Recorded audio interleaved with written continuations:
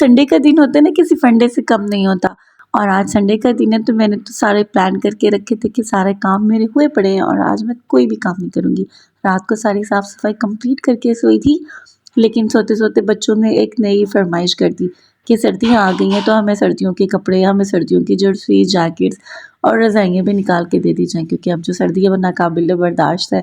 तो बस फिर सोते हुए पूरी रात में यही बात घूमती रही कि सुबह अब जल्दी हो तो मैं बच्चों की भी फरमाइश पूरी कर दूँ। लेकिन जैसे ही सुबह हुई मैंने बच्चों को सोता पाया तो जल्दी से किचन में गई और हांडी चढ़ा दी। तो आज जी हांडी में मैं बना रही थी चिकन कढ़ाई। और ये कोई इतनी रेसिपी चिकन, मतलब ये आसान है ना चिकन की रेसिपी, कि जब कभी जल्दी हो और जब कभी मूड ना हो तो फिर मैं इसी रेसिपी को फॉलो करती हूँ। ये कोई इतने मज़े की बनती है तो आप भी इसको ज़रूर ट्राई कीजिएगा। और साथ में ये बनाते बनाते जब मैंने इसको दम पे लगाया तो फिर मैं भाग गई अपने रूम में।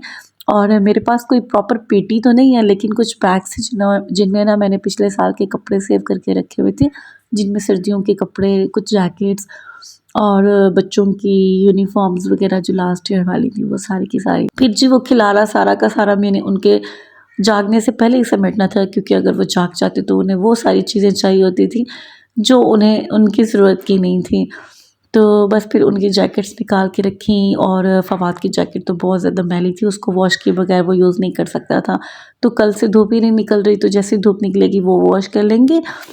और बाकी क्या हुआ कि प्लान के मुताबिक हमने चलना था, कि आज प्लान था हमारे घर कोई नहीं आएगा, आज संडे, आप सारा दिन घर पे सोएंगे, रेस्ट करेंगे, खाएंगे पिएंगे और बस दैट्स इट। लेकिन हमारे जी प्लान्स में पानी फिर गया और अचानक से ना मेरी करीबी रिश्तेदार भी हैं, यूँ कह ले, जानने वाले हैं, दोस्त हैं बहुत अच्छी, तो उनकी बेटी की बर्थडे थी। तो जनाब अबीर को वहाँ जाना पड़ गया। और अबीर तो इतनी को एक्साइटेड थी, क्योंकि वो तो ना सोच रही होती है, हर वक्त प्लान बना रही होती है ना कि अल्लाह ताला कहीं बाहर जाने को कोई प्लान बन जाए, कोई हमें इनवाइट कर ले। तो बस जी उस दिन हमारे पास एक नहीं बल्कि 2 इनविटेशन आ गए थे। मेरे कज़न के यहाँ बेटी हुई है तो उनका अकीका था, तो उन्होंने भी इनवाइट किया था, और साथ में जी बर्थडे इनविटेशन भी था।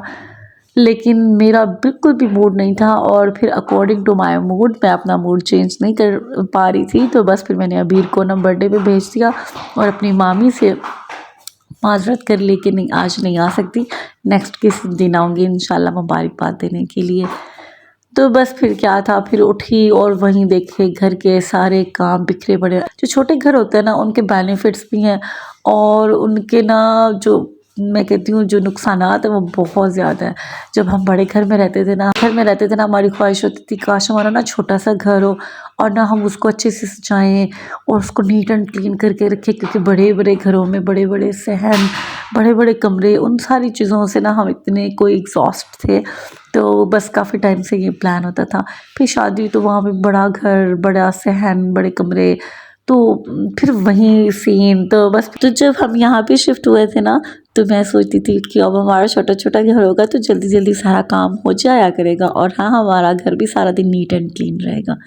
तो बस फिर क्या था, छोटे घरों में ये होता है कि आप एक जगह से जब काम करके आते हो तो नेक्स्ट पीछे वहीं बखेरा बच्चे फिर से डाल लेते हैं।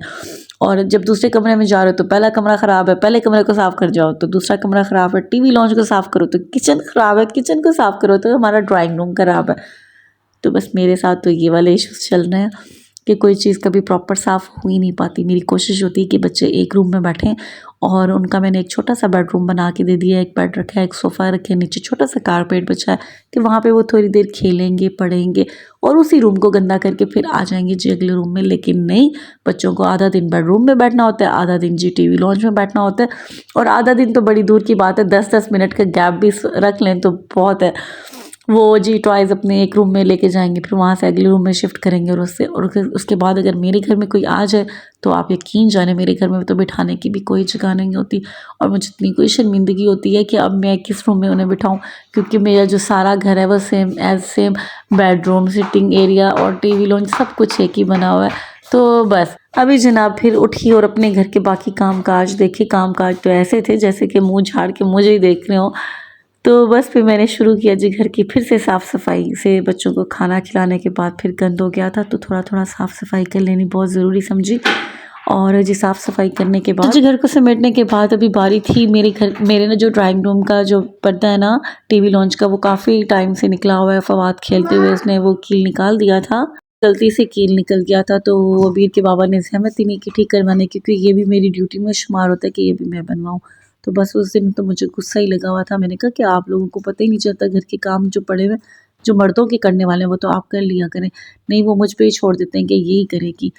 तो बस वो पर्दा लगाया लेकिन नहीं लग सका, आखिरकार फिर छोड़ दिया कि कल बनवाएंगे। बस तो उसके बाद जी ऐसे ही शाम हो गई, और अब आजकल तो सर्दियों की शामें हैं, पता ही नहीं चलता दोपहर का और ना ही पता चलता है शाम का। तो बस देखते ही देखते शाम हुई, और जैसे ही शाम हुई तो मैंने फिर बच्चों को रेडी करवा। तो फवाद ने भी कहा कि मैंने भी साथ जाना है, तो मैंने भी उसे रेडी कर दिया। मैंने कहा चलो ये दोनों जाएंगे तो थोड़ा इंजॉय करके आएंगे और थोड़ा माइंड भी फ्रेश हो जाएगा। तो बस यहाँ पे जी पहुँच गए थे अपनी बर्थडे पार्टी पे।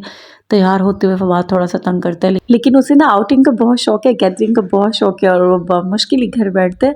तो जब कभी ऐसा कोई इवेंट आता है ना, तो मैं उसे कहती हूँ कि फातू में तो जाना ही चाहिए, क्योंकि बच्चों को ना बाहर निकलना चाहिए। तो अभी देखें केक कटिंग हो रही है, और ना दोनों आए बहुत लेट और बहुत ज़्यादा खुश थे कि हमें बहुत मज़ा आया, सारे फ्रेंड्स मिले। और जब एज फेलोज़ हो ना, तो फिर तो जाने का मज़ा ही और होता है। जैसे बच्चे अपनी माँ के साथ जाए ना तो ऑकवर्ड फील कर रहे होते हैं, और अगर मैं अपने बच्चों के साथ चली जाऊँ तो मुझे भी ऐसे होता है। लेकिन अभी वो दोनों हैप्पी थे। तो चलो मिलते हैं नेक्स्ट व्लॉग में।